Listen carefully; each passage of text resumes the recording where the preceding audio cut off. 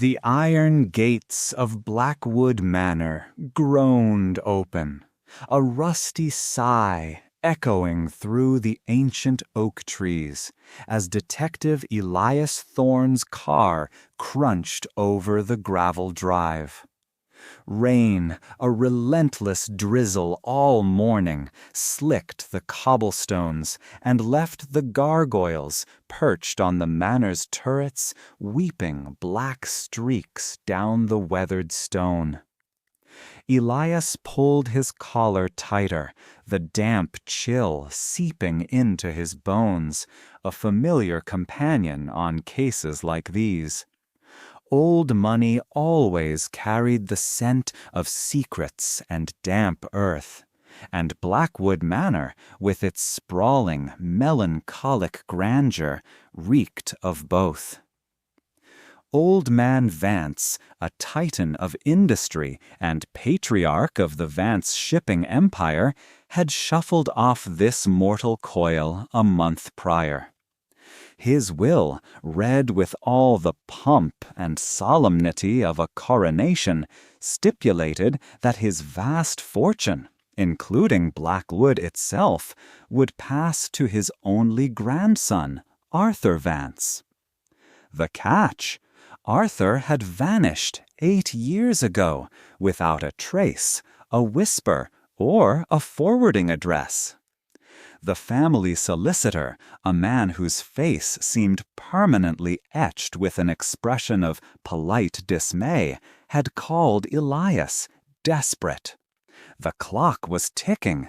If Arthur wasn't found within 3 months of the will's reading, the entire inheritance would be dissolved into a trust for forgotten sea captains, a final spiteful twist from the old man. Inside, the air hung heavy with the scent of beeswax and stale regrets.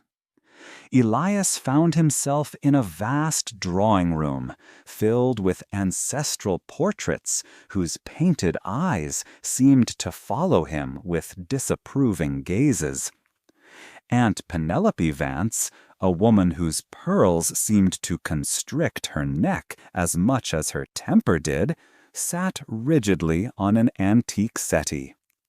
Across from her, Cousin Richard, a man whose tailored suits always looked a little too tight, swirled brandy in a crystal glass, his smile as thin as his patience.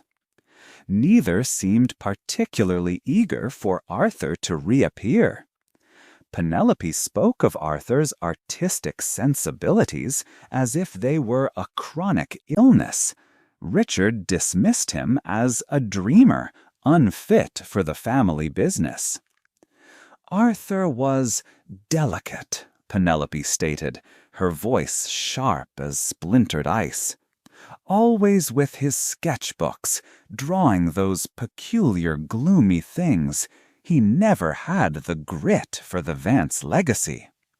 Richard merely grunted, taking a long sip. More interested in chasing butterflies than balance sheets. Frankly, good riddance. Elias merely listened, his gaze sweeping the room, noticing the faded patch on the wallpaper where a painting might have hung, the small, almost invisible scuff mark on the polished mahogany table. Arthur's old room, he was told, remained untouched. It was there, amidst the faint scent of turpentine and old paper, that Elias felt a flicker of connection. A dusty easel stood by the window, a half-finished canvas depicting a stormy sea, strangely fitting for the family's shipping empire, yet rendered with a vulnerability the old man Vance would have despised. Tucked beneath a pile of art books, Elias found a leather-bound journal. Its pages were filled not with words, but with sketches, faces, landscapes, and most strikingly, a series of intricately drawn maps, not of any known territory, but fantastical lands, each with a small recurring symbol, a stylized three-pronged leaf.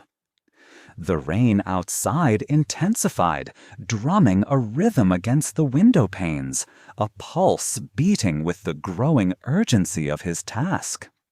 Arthur wasn't just missing, he had deliberately erased himself, leaving only these cryptic breadcrumbs.